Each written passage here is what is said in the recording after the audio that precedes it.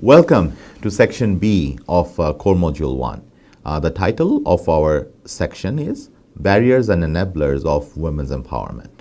And after going through the text and this video, you would be able to recognize the major barriers and enablers of women's empowerment. So there are different dimensions and issues when we talk about barriers and enablers of women's empowerment. When we talk about norms and cultures, laws, violence against women, access to public services, or the lack of those are the major issues that we can look into. And then, while recognizing the barriers, definitely there are enablers also in place, or there are enablers that we should strive towards achieving that we need to recognize when we talk about achieving sustainable women's empowerment. So let's go through in the next few slides the major sectors, development sectors and issues worldwide, and see how as collectively as humanity we have achieved so far, and what are the challenges that remain to be solved in order to make sure that we have effective women's empowerment. So the first slide, we look into literacy. As we know, till now, when it comes to adult literacy, since 1990, it has risen to globally 85%. So that's a good start. But at the same time, we know that at present, over 60% of the world's illiterate population is represented by women. So that's a pretty sad number, and we seriously need to work to solve the problem regarding literacy. Then let's move related to literacy to education. One thing that's good is all the developing regions has actually or have almost achieved gender parity when it comes to primary education. But when you move towards secondary and tertiary education, the things are not similar. There are much challenges related to achieving effective gender parity. So we need to definitely work on this. One of the numbers that we have right now is when we talk about sub-Saharan Africa at the tertiary level of education, only 70 girls are actually in the schools or education system in comparison with the 100 boys. So a lot of room for development. Continuing up to education, there is also a chart that we have used in our and related statistic that we have mentioned in Core Module 1, Section B. Here you will see that if the girls are poor, then they are less likely to finish their schools, no matter, and more importantly, they're less likely to finish their primary education in comparison with the boys, no matter where you are. We have looked into the data from India, Niger, Canada, Zambia, Tanzania, and Indonesia. And what we have seen, the girls from the poorest of the poor communities and the vulnerable communities are the worst off when it comes to completion of even primary education. Then let's talk about maternal deaths. Yes. Since in comparison with 1990, there are 45% fewer maternal deaths. We should be able to feel a bit good about this.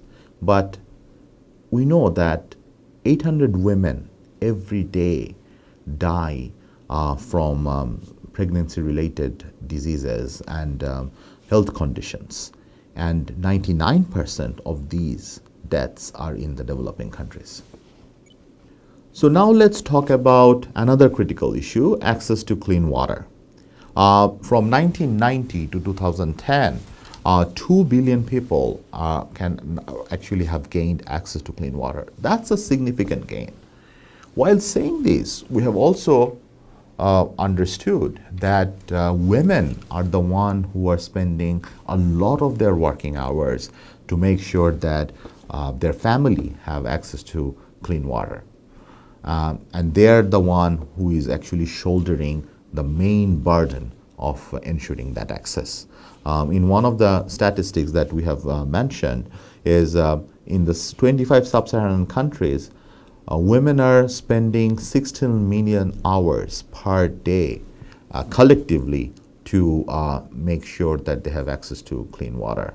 So that's a lot of working hour that they could have actually spent in any other work they chose, but they are not doing that. Then also the other issue is with pay inequality. It's across the different countries, developing and developed country-wise.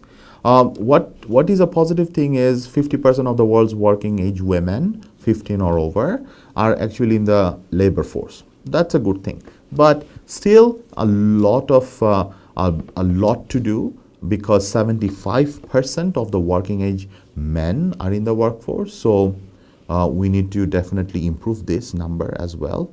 And more importantly, globally, women earn 24% less than men. And in many cases, what we have seen, women's work, even though they're working as hard as the men, is less recognized and definitely less compensated. In this chart, you will see that we have compared the paid work minutes per day and unpaid work minutes per day. And the black bubbles are men, representing men's, and the gray one are women. What you have seen here is the women are actually taking the major work burden, which are unpaid or unrecognized. And we talked in details about this issue in our module, and I would actually request you to go through those materials.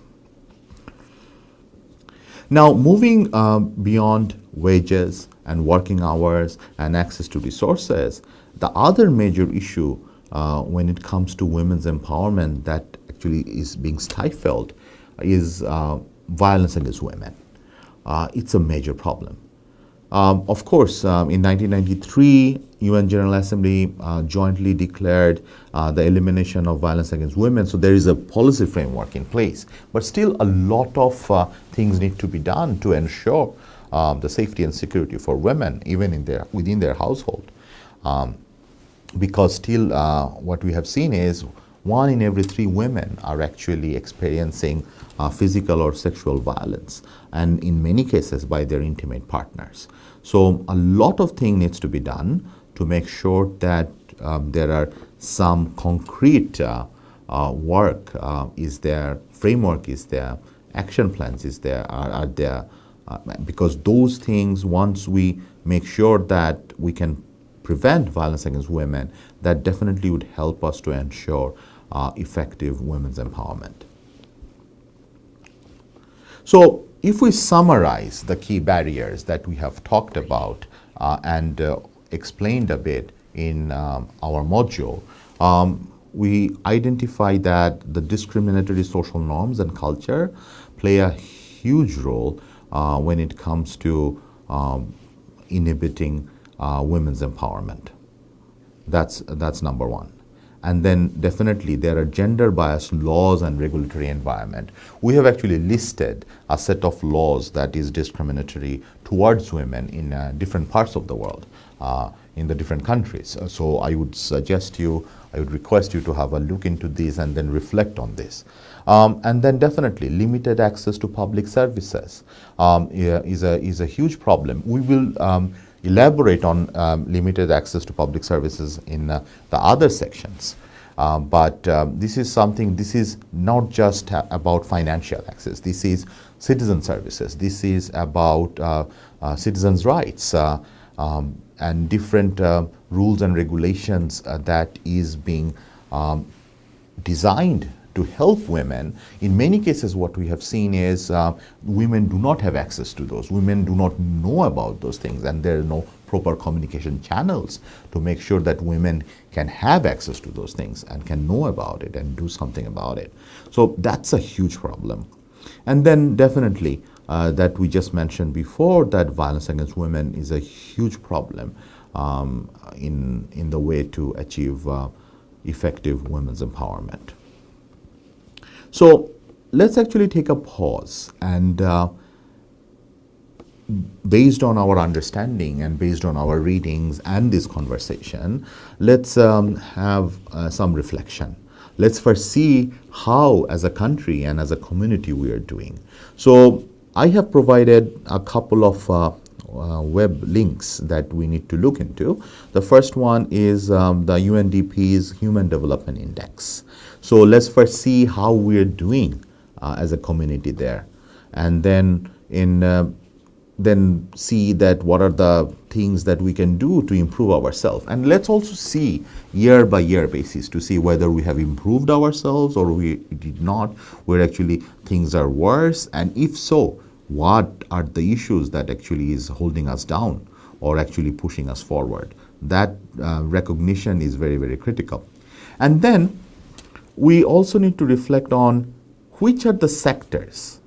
Can we identify which are the sectors where women are actually engaged professionally? And if they are being engaged there, are they facing discrimination or not in terms of payment, in terms of promotion, in terms of access to proper human resource development trainings and related issues? So there is an ILO website what talks about this profession and access to professional integration and discrimination. So let's check where we are, how we are doing. And then let's also talk about whether or not there are laws in place in our own country that discriminate against women, or there are laws in place which even though it does not discriminate, but there are social norms that discriminate. There are social practices that discriminate. Do we have those? Let's actually reflect on this. Let's be honest with ourselves and see how, whether or not we have any, and if so, let's identify them and work towards actually solving those problems and work towards making sure that those discrimination stops. And only that way, collectively, we would be able to ensure women's empowerment.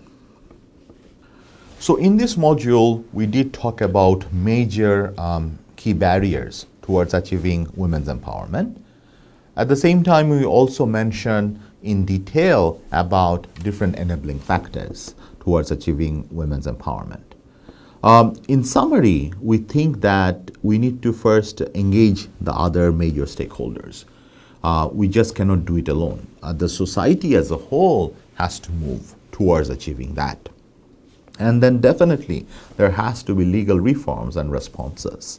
The government has to be there. There has to be some policy infrastructure. There has to be some legal reforms and legal support structure for scaffolding proper women access to legal rights and citizen services. Those things has to be there. And we also need to make sure that the women's political participation is truly effective and truly democratic, both offline and online. That has to be ensured from the root level upwards. And then education, very, very critical, very, very important. There has to be an improvement in education from primary onwards, and we should not just feel happy with achieving gender parity in primary education and just get stuck there. We need to push towards having effective gender parity in tertiary education, in secondary education, and onward in the professional life. And definitely, we also need to make sure that we leverage ICT. We use effectively information and communication technology so that it can be used as a tool and also as a platform so that we have used those technology positively towards achieving women's empowerment. So one such example of including different stakeholders, different elements of the society is this ringing the bell against domestic violence in India. It's a very exciting and amazing feel-good example where what we have seen is the campaign is known as Bell Bajao. That's the local language. It means ring the bell. What it does is the Indian men and women, they have been included in the process. Whenever they have seen or observed any kind of domestic violence within their community, they started ringing the bell or making sure that the community knows that an act of violence is actually taking place. And by doing this, by raising their voice, by raising the alarm, the bell, they would prevent it. And also through doing this, it's just not that act of violence. It also raises the awareness against violence against women, and also raise awareness about the different rights and the laws that are in place that women should know and should practice and should get help from to protect themselves from such violence. So ringing the bell against domestic violence in India is a very good case study to look into. And there are several others that we have mentioned in the modules, and I would request you to have a look. Then related to this is definitely legal reforms. So when we talk about legal reforms, legal support structure, that promotes women empowerment. It can be in support from the national constitution's point of view. It can be from the government regulations and budgetary provisions. We do talk about it in details in our policy modules of Wi-Fi. But engendering our policy is very, very critical. We seriously need to have provisions in place so that we have gender parity in all our policy making process and policy implementation process. And what we have also seen, and we have explained that through several examples in our module, is in order to combat gender-based violence, different countries actually have enacted specialized laws and incorporating different provisions and legal structures. So let's actually look into those. That helps us a lot. That can help us a lot to better understand what are the things we can do from our own community. And that can also prompt us to ask what are the laws in place in our own community. And if not, let's actually work to make sure that there are some. And then one of the snippets that I wanted to share from these information that we have mentioned in this module is a study showed that 38 out of the 100 countries actually analyzed have explicitly criminalized marital rape and sexual assault within marriage. So what we are seeing here is the improvement and the push from the government, from the policymakers, to make sure that there is a legal stand, there is an official stand against violence against women and ensuring better women's empowerment. Beyond this, policy reforms and legal processes, we cannot press enough on the importance of increasing political participation. That is one of the very important things. And it can happen both offline in the real world and also online. Now, things have changed a lot for the better. What we have seen is the number of women in the parliament worldwide has nearly doubled in the last 20 years. But if we see in terms of the parliamentarians worldwide, only 22% are women. But that's the parliament. In addition to this, we also need to focus on at the grassroots level, at the community development level. This is why women's participation also need to be ensured. They need to be there. They need to raise their voice, and people need to hear them. They should not be sidelined. They should not have just token representation. So these are the critical factors. And in many cases, definitely ICT can help to make sure that women have better political participation. We explained with several examples in the modules, and definitely I would request you to have a look into these and reflect on those issues. And when we talk about politics and political participation, and policy structure. The other important thing is increasing roles of women in decision making in the senior management. Right now, 25 women CEOs lead Fortune 500 companies. In 1998, it was just one. But saying that, only 5% of all the CEOs on that Fortune 500 list are women. So a long way to go before we can actually achieve gender parity in terms of corporate decision making. And we are talking about bigger companies, so definitely the same rule should be applying for the smaller ones globally and locally. Now, one of the more important thing that I actually said for the last in this section is education for women. And there are several examples that we have given in the module. And what we have seen from different studies, for example, an extra year of education increases a girl's income by 10 to 20% and is a significant step on the road of breaking the cycle of poverty. Now, that's important. A policymaker should take note on this. The entrepreneur should take note on this. And the family should take a note on this when we are raising girl child in our own family. And when we talk about education, in addition to traditional education, we also need to make sure that they have particular support and encouragement in order to be educated in science, technology, engineering, and management. This STEM education is very, very important, very, very critical for women empowerment. And what we have seen in both developed and developing countries that women are less represented in STEM field, which need to be changed because we know with proper STEM education, definitely they have better chance to run their own enterprises, to better chance to have better employment, and the cycle of development actually comes within if we have better education, specifically with the STEM background. So that's very important, and I would really request you to reflect on this education for women and identify some of the key issues you have within your community when in terms of challenges on women education. And then, of course, let's also reflect on just not women education, on women's political participation and women's participation in different corporate or different workplaces.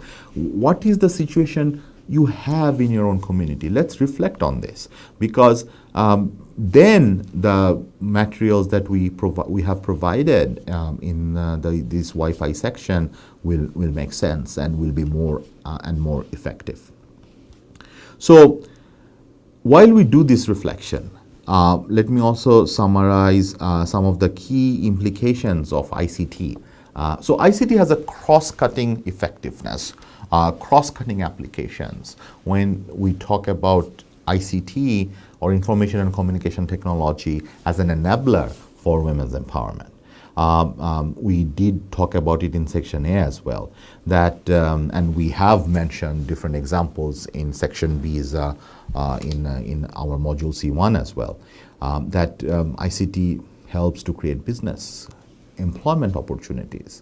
It can also help to have better education, better literacy for women, better education and other resources can be available through ICT for marginalized communities in different parts of the world. And more importantly, ICT can offer economic opportunity, both as a tool and also as a platform. And while through using this, women definitely can make sure that their voices are heard, they are participating equally or democratically, and definitely they are creating more economic opportunities for themselves. And if we can achieve those things, definitely on that way we can also ensure effective agency of women in every sector of our community. So the key messages of this section, if we want to summarize, first of all, Women comprise half of the world's population and contribute to the socio-economic, political, and cultural development. But unfortunately, women are relegated at the side. They are being discriminated in many different ways, and there are so many barriers in place, both from our society's perspective, from a state's perspective, that's there. And in order for women to claim their place as equal partners for development, there are certain things we need to ensure in terms of education, in terms of political participation, in terms of legal reforms, and more importantly, in terms of the use of ICT.